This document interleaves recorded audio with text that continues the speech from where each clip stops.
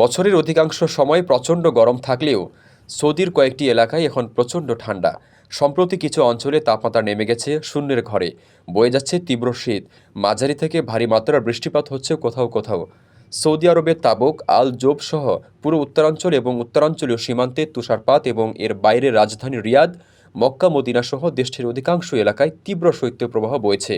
আর এই শীতের প্রকোপের মধ্যেই বেড়েছে গরম কাপড়ের চাহিদা। ছোট দোকান থেকে শুরু করে বড় বড় বিপণী বিতান, হাটবাজার সহ অলিতে গলিতে গরম পোশাকের বিক্রির ধুম পড়েছে। জ্যাকেট, সোয়েটার, ক্যাপ, মোজা সহ শীতের পোশাকের বেচাকেনায় ব্যস্ত বাংলাদেশি ব্যবসায়ীরাও।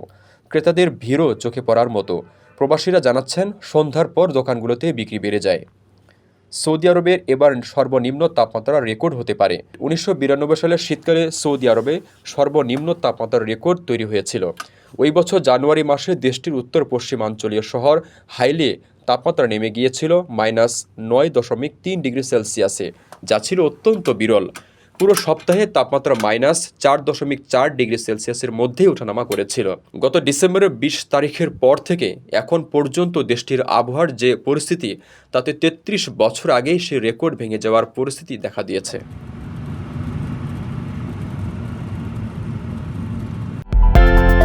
বিদেশ থেকে প্রিয়জনকে উপহার পাঠান প্রবাসী শপের মাধ্যমে। যোগাযোগ করুন স্ক্রিনে দেওয়া নম্বরে।